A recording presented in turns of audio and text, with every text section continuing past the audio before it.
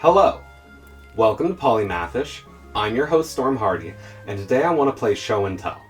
It was one of my favorite parts of school because everyone was forced to listen to me autistically rant about something for at least 5 minutes. One of my favorite hyperfixations nowadays is extinct animals and the history of evolution in life. So, in the spirit of elementary school me, here are 5 extinct animals I think you might like. What do you get when you mix a squid, submarine, and toy grabber all into one? Well, you get the first extinct animal on our list, the Tully monster. The fossils for the Tully monster have only been found in the Maison Creek siderite concretions by amateur paleontologist Francis Tully in 1955. Age-wise, the fossil dates back to the late Carboniferous and seems to have only been around in the fauna of the northeastern Illinois. The Tully monstrum, or Tully monster, was an elongate, soft-bodied aquatic predator from, like I said, 310 million years ago in the late Carboniferous. Its fossil body is cigar-shaped, with a triangular tail fin and 2 long eye stalks on its head jutting out. These eye stalks were equipped with lens, camera-style eyes. A ventral pair of fins near the tail supported its locomotion. The front-facing proboscis had borne up to 8 small teeth on each jaw, suggesting it waggled its proboscis in the sediment looking for prey. In the fossil, we couldn't find any hard skeletal elements such as bone, chitin, or shell, suggesting they had a soft tissue body plan. The Tully monster is thought to have been a free-swimming carnivore in tropical swamp waters, since its fossils come exclusively from the Maison Creek biota, which is interpreted to be mainly muddy estuarine lagoon habitats. The monster's body plan suggests it was an active swimmer rather than a bottom crawler, its flukes and fins implying it could swim in the water column. Its toothed grabbing proboscis likely functioned to grasp or probe small prey or detritus from the substrate of the ground. Its paired eye stalks would have given it an insane field of view for hunting, making this creature a formidable thing to find yourself hunting in ancient tropical swamp waters. The part of the evolutionary tree in which the Tully monster is has been fiercely debated. Studies on it comparing body plans have come up with a myriad of answers it could be, allying it with mollusks, annelids, conodonts, tunicates, and even vertebrates. Like, in 2016, Thomas Clements reported that he believed the eye structure of the monster was diagnostic of that of vertebrate, due to having 2 types of melanosomes in the eye. He concluded the monster was in the group Vertebra. In contrast, in 2017, Lawrence Sallin argued that Tully monstrum lacks defining vertebrate characteristics and advised considering non-vertebrate bilateral creatures to be investigated instead. In short, there's no consensus, and the Tully monster remains incerte sedis, which is a Latin term for of uncertain placement. Its unique features could either be convergent evolution or shared ancestry, and either would be a massive scientific discovery, either showing the large range of vertebrates and body plans, or how complex vertebrate systems can evolve convergently. Discovered in 2015, our second extinct animal on the list is the Yi-Chi, which is a bat-like dinosaur, which is actually an early relative to birds and dromaeosaurs. All of our knowledge of this species actually comes from a single but nearly complete specimen discovered in the Hebei province in China. Yi-Chi was small, about 300 to 450 grams. This is less than a typical squirrel, but a bit heavier than a flying squirrel. Its skull was short and blunt, with slender jaws bearing only a couple front teeth. Its forelimbs were obviously highly modified. It had a small first digit, an elongated third finger, and an unexpected 4th element jutting from its wrist bone. This bone is unlike anything in other dinosaurs, and appears to have supported a membranous wing. The only specimen preserved a thick coat of simple feathers over most of the body except the wing itself. Small patches of wrinkled skin between the fingers and jutting bone confirm that the wing membrane spanned the entire hand. Yi-Chi would have been alive in 160 million years in warm, humid forest environments in China. Because of its wings, it likely had an arboreal lifestyle. On top of that, its long forelimbs, strong grasping hands, and possible foot feathers all suggested it lived in the trees.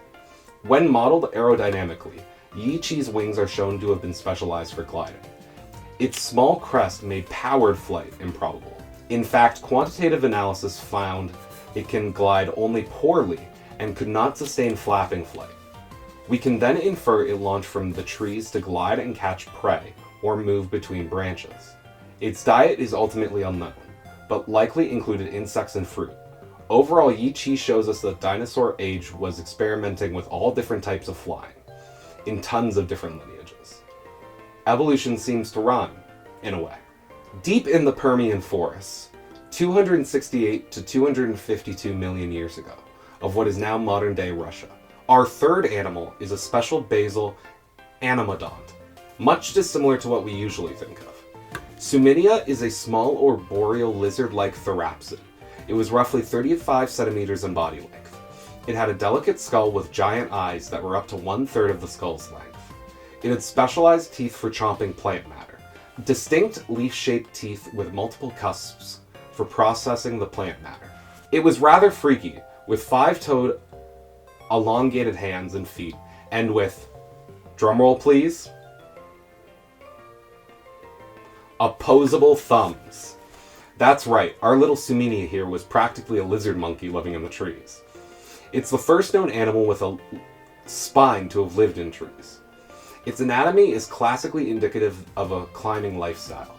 Its grasping hands and feet, lightweight skeleton, long tail for balance, and spreadable toes indicate this. In fact, a 2025 osteohistology study found Suminia has exceptionally thin cortical bone and an open medullary cavity, a microanatomy similar to modern tree climbers, that of thin walls and low bone compactness.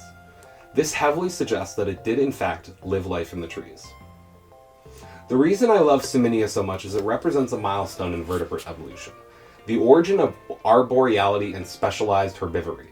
It demonstrates that early synapsids had invaded trees far earlier than previously thought, many calling it the first arboreal tetrapod.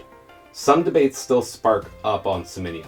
For instance, was it fully arboreal, or did it spend most of its time on the ground? What caused it to evolve arboreality? Did it specialize on a particular plant resource in the trees? Or is the rarity of tetrapods with arboreal features a problem of sampling? Perhaps similar forms existed but aren't discovered due to some effect making these fossils hard to form or find. Suminia would probably have a heart attack if you saw the next entry on our list. But if you're a fan of penguins, you may have one too. The fourth animal I want to discuss today is a giant flightless penguin from about 37 million years ago, named Paleoeudeptus kleckwoski, which for the rest of the video I will be calling the mega penguin.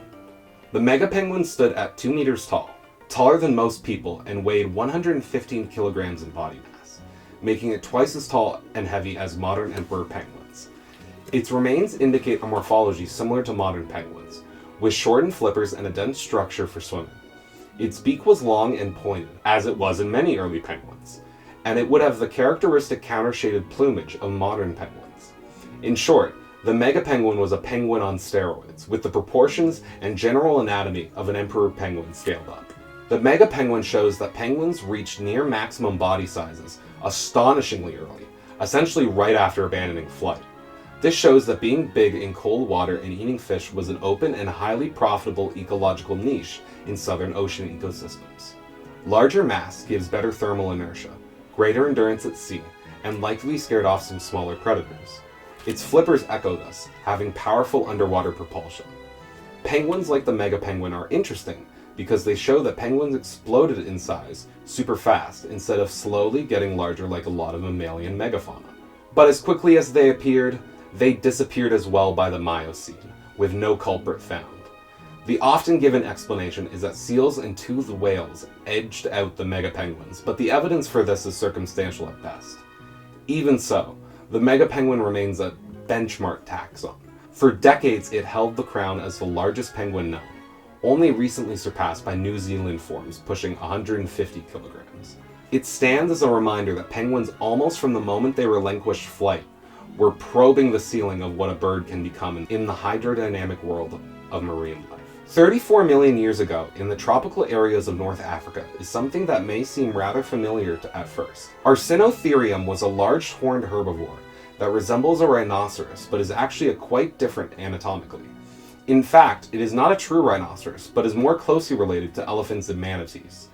Its most striking feature, the 2 giant horns on its nose, that were up to 80 centimeters long, were not made of keratin like rhinoceros horns, but solid bone. It had elephant-like column legs and 5-toed feet.